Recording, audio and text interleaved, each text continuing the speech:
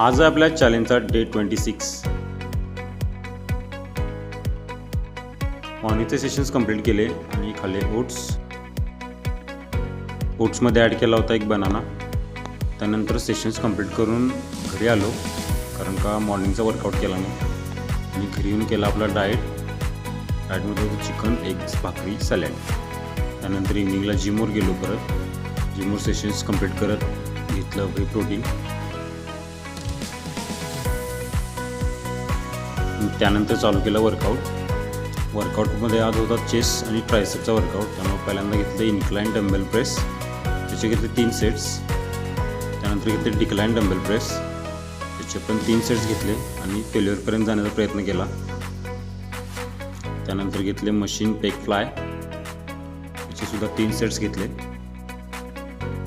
त्यानंतर केले cross cable high to low, त्याचे पण 3 सेट्स करून मग ट्रायसेपचा वर्कआउट चालू केला.